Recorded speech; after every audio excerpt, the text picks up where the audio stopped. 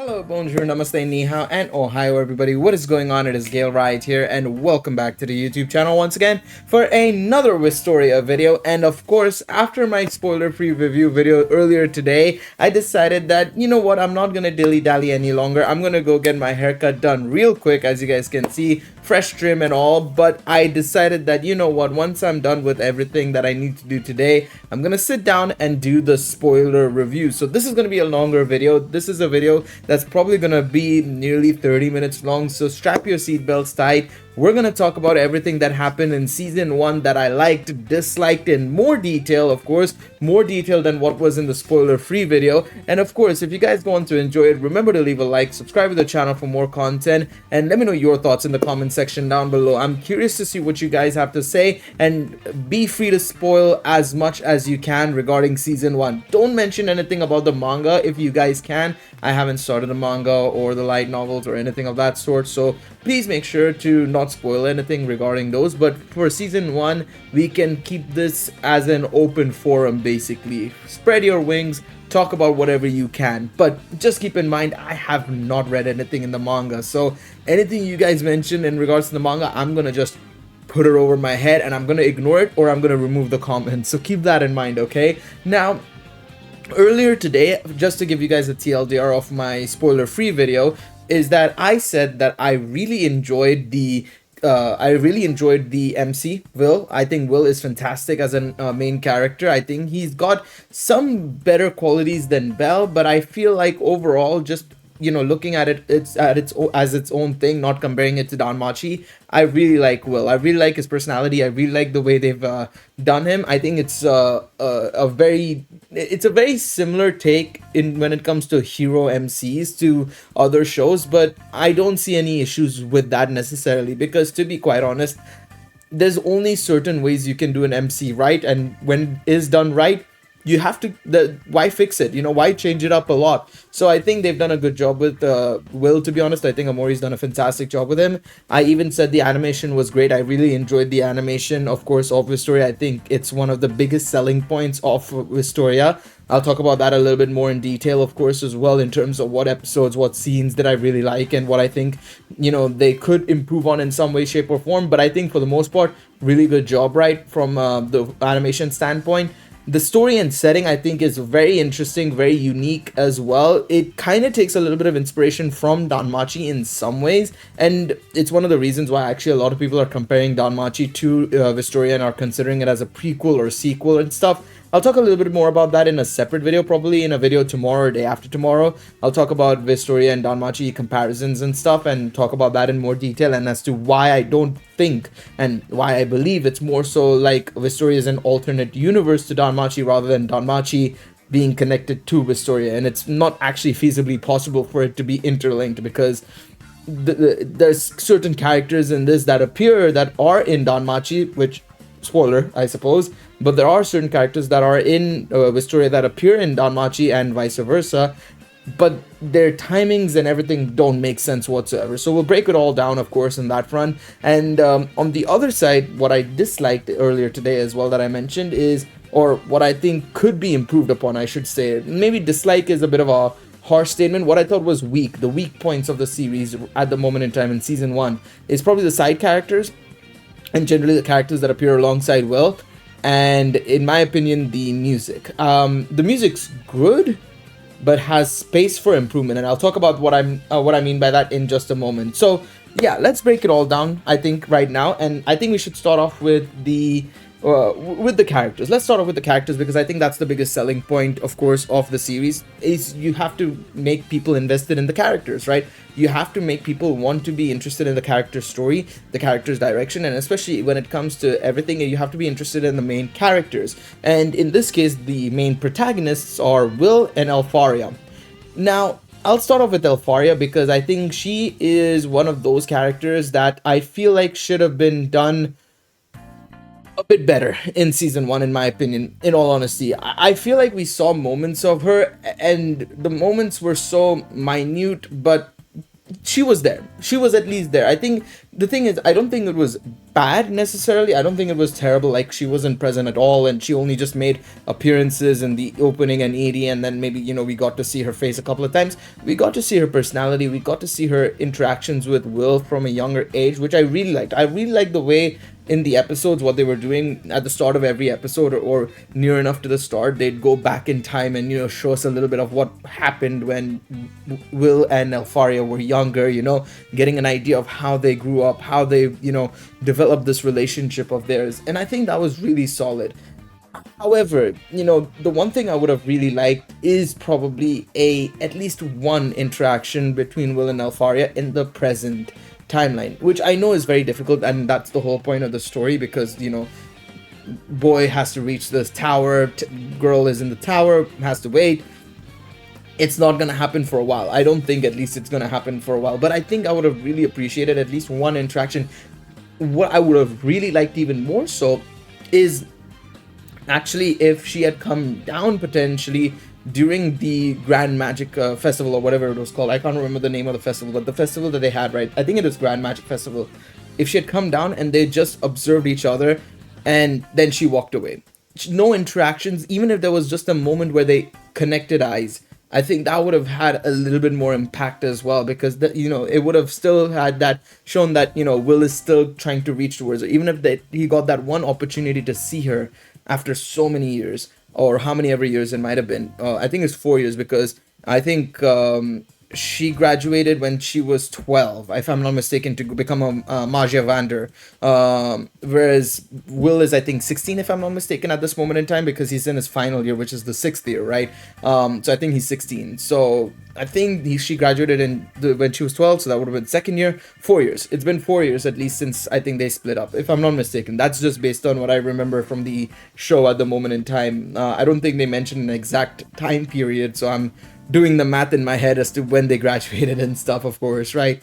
But yeah, it would have been still nice to have that and stuff. But I think they did a good job with Elfaria, kept her a little bit, unknown at the same time as to how she's got this much power and stuff. All we know is both of them came from an orphanage, and the fact that Will has such superhuman strength and agility, whereas Elfaria is just a prodigy, it seems like, and an absolute beast when it comes to magic.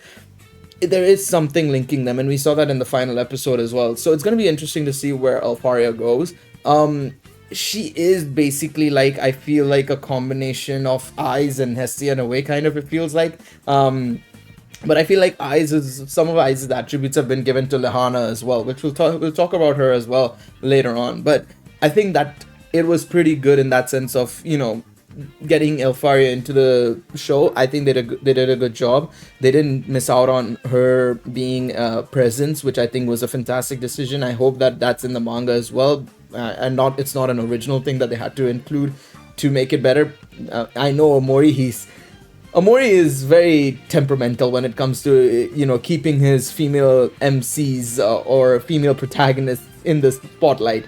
I know this because of Danmachi and I, so don't worry. So I'm hoping that was the case even in the manga, but I think that was really well done. Elfaria being present, could have preferred her presence being a little bit more when it comes to her connection with Will, but outside of that, I think Elfaria was done really well for what we got, Still would like to see her, be more present in the future, be actually active a little bit more maybe as well, and just get more scenes with her, because I think she's a very interesting character. She's very aloof, very much very lazy, it seems like, as well, has her flaws as well, but she is very interesting, very strong.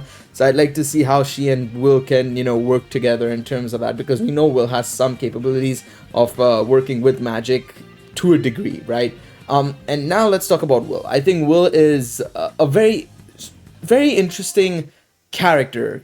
His character is quite a bit different to Belle, for example, because of course we have to compare it because it's by Omori, right? So his character is quite a bit different to Belle, yet similar at the same time.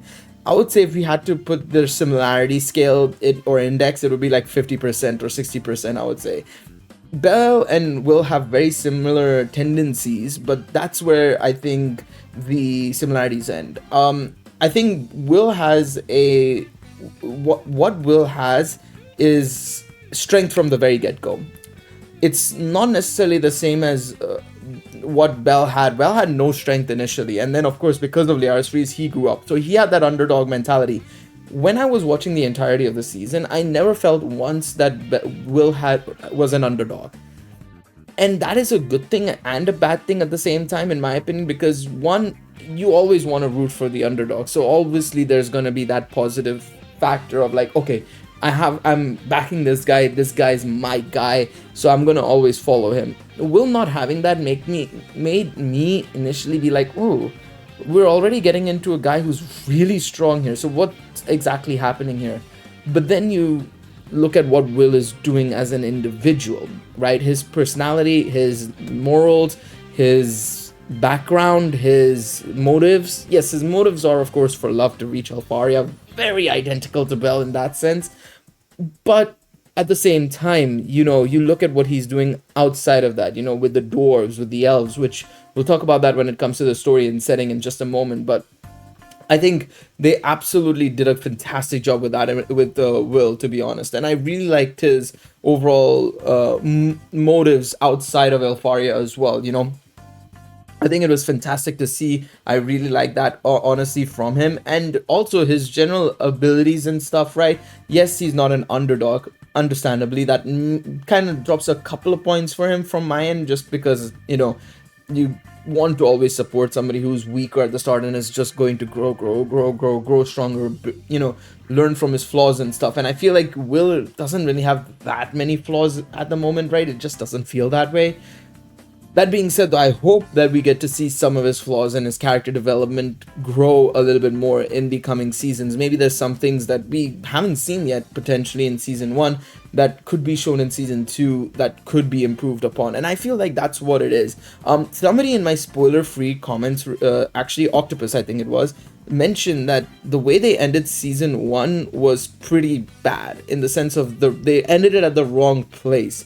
And honestly, I kind of feel that way, because it feels like we ended at a very awkward moment in a way. Not necessarily completely awkward. I feel like it ended at an okay spot, but I felt like there's still more to be given to me, right? And what he said was that this was the equivalent of ending at the Minotaur, and I could kind of see that or the Minotaur fight in season 1 for Danmachi, and instead of not having the Goliath stuff and whatnot. And I could kind of see that, because now I want to talk about the side characters, and this is where my problems begin with Wistoria, because for me, the side characters, right?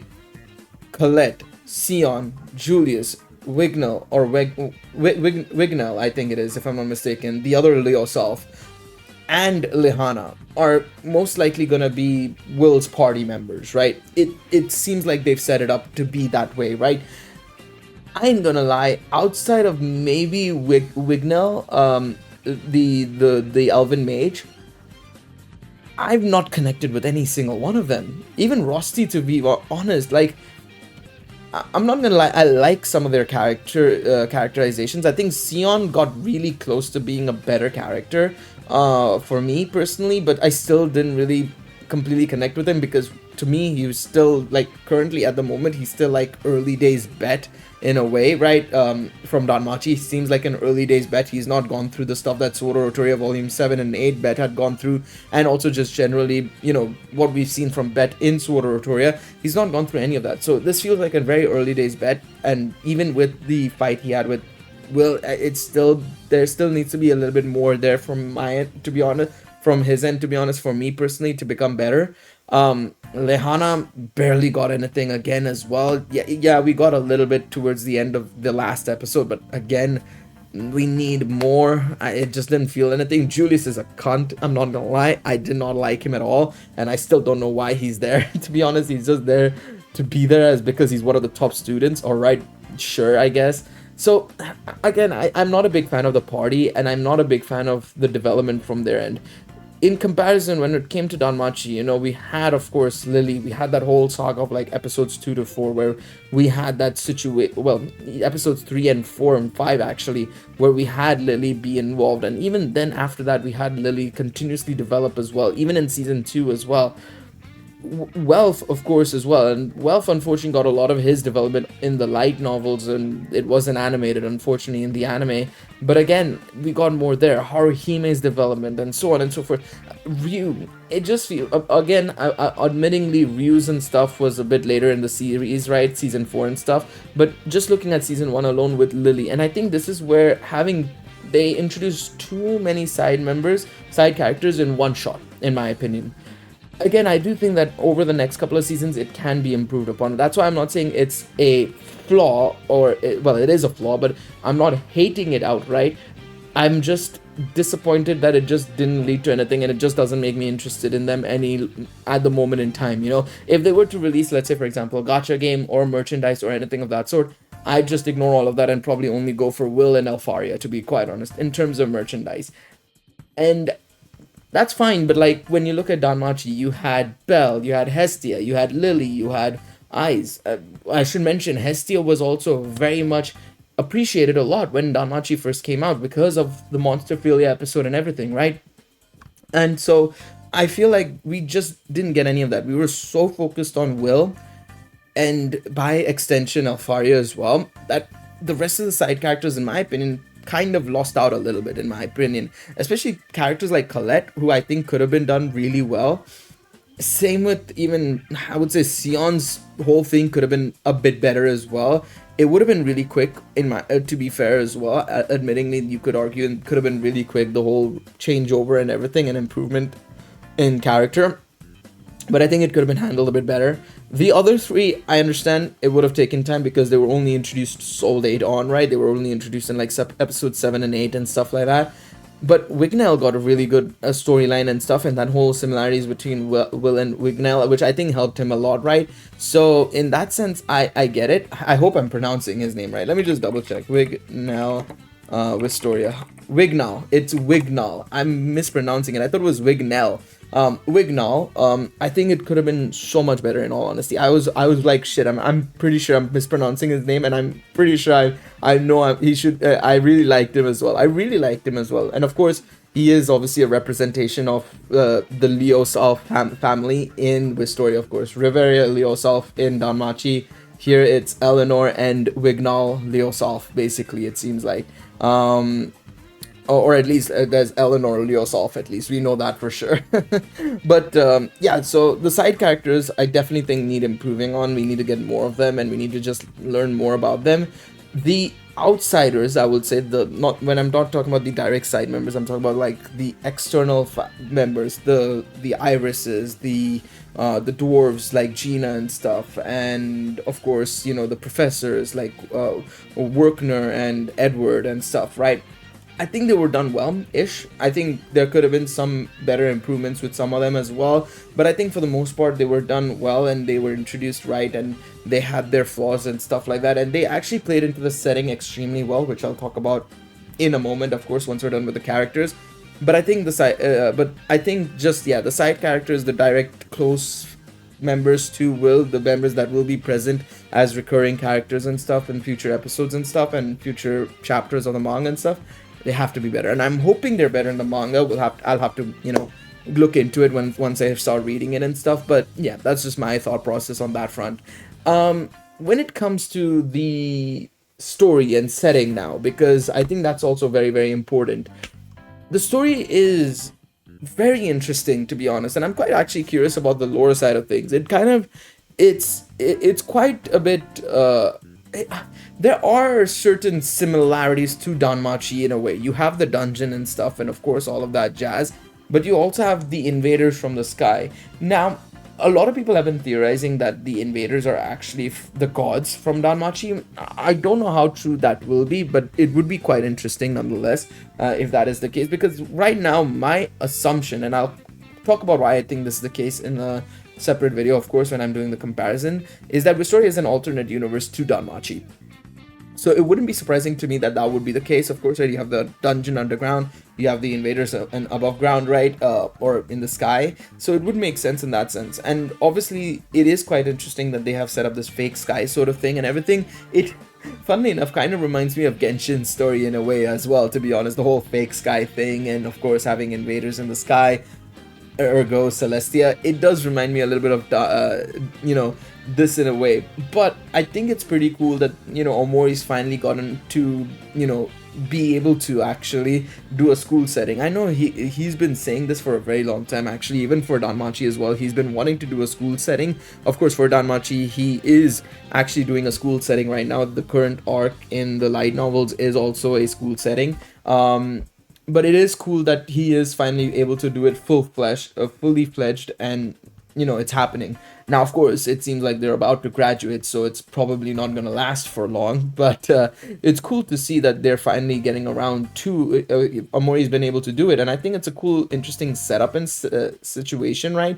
With the whole magic users thing, magic users being the predominant, species effectively, right? Whereas dwarves and elves are looked down upon. They come from a different world, it seems like. Most likely different continent is what it is, more so. It's quite interesting because in Danmachi, it's all about the familiar segregation kind of thing, right? It's the segregation is between familiars, but to be fair, even then, it's rarely ever a case of there's segregation in terms of the race. Yes, there are sometimes where the races are insulting to one another, but because the one objective is to beat the monsters, everything else is a moot point. So it's a little bit more welcoming there, you could say, right? In Danmachi and Orario.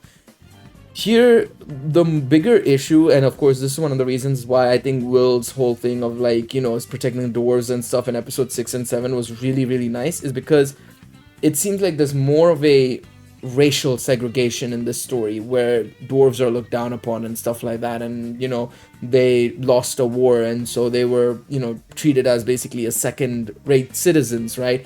They were basically treated as second-rate citizens, and so it is quite interesting in that sense, and it is a little bit more realistic, you could say, a little bit more true to life, that whole storyline and plot.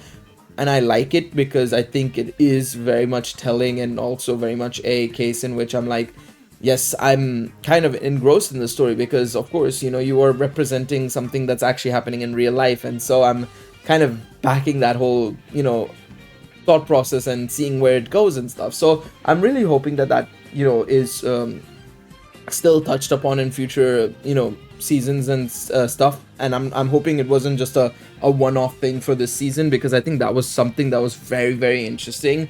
Of course, I know the primary objective will obviously be that whole invaders thing, and then of course the two guys we saw at the end, basically, right, who want to destroy the fake sky and stuff and all that.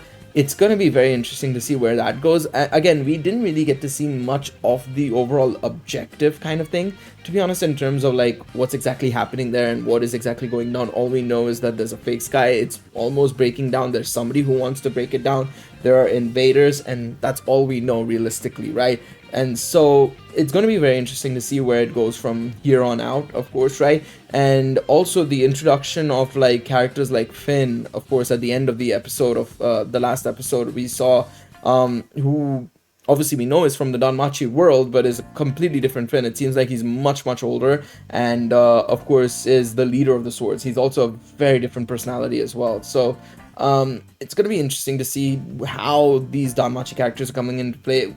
To be honest, when we say Danmachi characters, it's only the Loki familiar members, by the way, so far. Finn, Gareth, Lafia, and I guess Fulvis, so Dionysus familiar as well, is the only ones we've seen so far. And I guess technically Riveria you could say, but not really. I would say Riveria wasn't there. He's just taken the last name of Riveria and given it to somebody else, so not exactly Riveria. But yeah, I mean, it's going to be interesting to see exactly how things pan out there, of course, right, with the Danmachi characters. Are we going to see any more?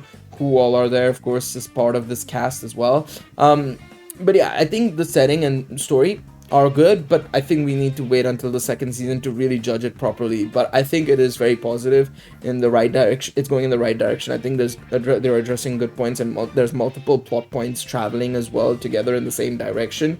So it's good. It's good in that sense. I'm very, very happy with that, to be honest. So that is pretty much the spoiler side of things, I suppose, when it comes to talking about the minute details about the things I liked about the characters and stuff like that.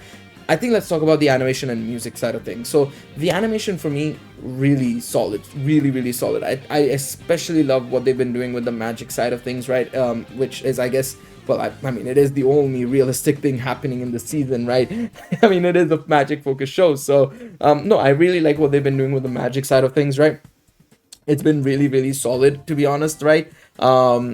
Very, very good. I especially really like the early episodes, to be honest, especially with when they did when the very first time they actually showed off like the demonstration in the class where Will was subjected to effective bullying, effectively, right? Then you had the Edward versus Will fight. I think that was really good as well. But even towards the end, especially right with the whole Wignall situation and everything, I think that was also really well done. I really liked Wignall's magic. To me, I think Wignall's magic, the fire magic, and in some cases the ice magic were done exceptionally well. The dark magic as well from, of course, Professor Edward was good.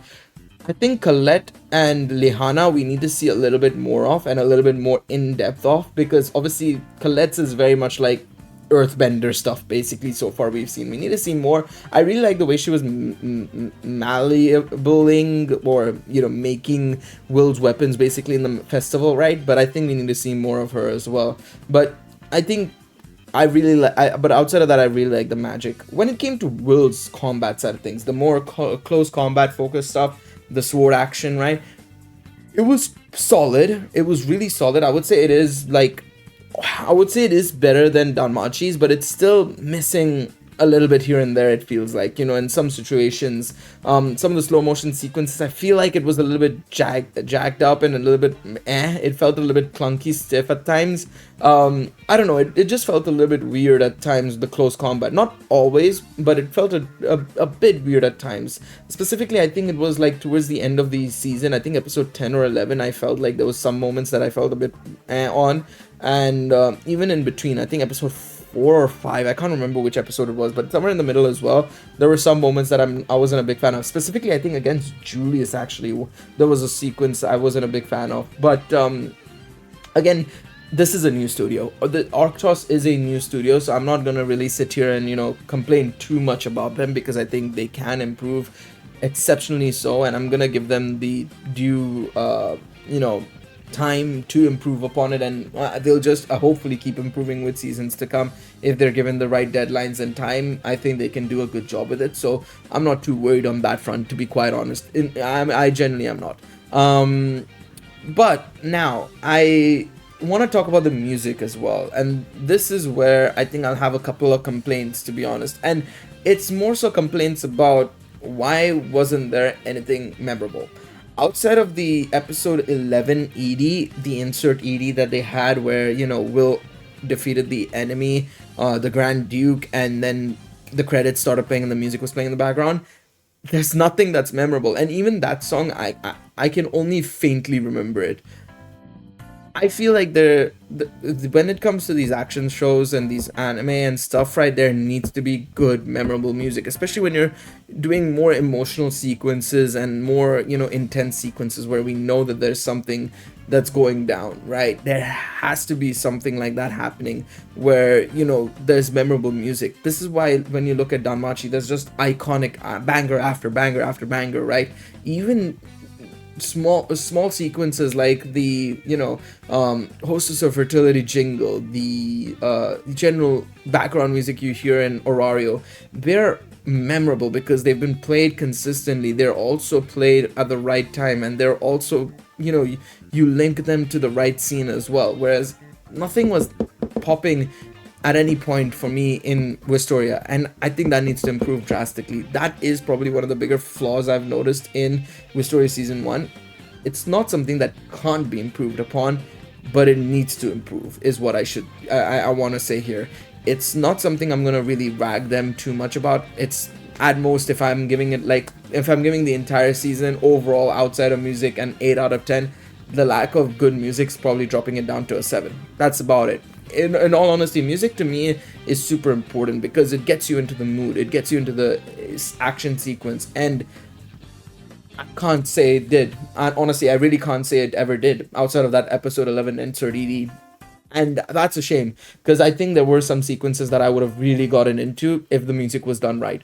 But again, I think time, effort, potentially new composer, whatever works, they have to do it next season, 100%, 110%. But yeah, overall, again, like I said, I think it's a very good season. I'd give it like a solid like 7 or 8 out of 10. Probably 7.5 or 8 out of 10. Very, very solid. Gets me engrossed. Above average is good and is a very good score in my opinion. I think. By the way, before people say that I'm thinking it's only good, no, I think it's above average. If I think it was good, I would have probably given it a 5 or a 6. If it was just good. But I'm saying it's above average. I'm not giving it a 9. I don't think it's a 9. I don't think it's anywhere close to a 10, of course, right? Very few shows for me get a 10, to be honest. But there are even but yeah, I think this is a solid 7.5 out of 10. I think it's pretty solid. I'm looking forward to season 2. I'll probably start reading the manga as well sooner rather than later. I'm not waiting for season 2. Who knows when season 2 is going to come out. They've announced it, but it could take 2 years, 3 years to come out, so let's wait and see, of course, on that front. But yeah, no, I really like the entire season. I think they also did a really good job with the whole, not putting the ending when needed, not putting the OP when necessary. Well, I think they had the opening all episodes, so mostly the ending, not having the ending at times. One thing I disliked, to be quite honest, was episode 12 start, actually.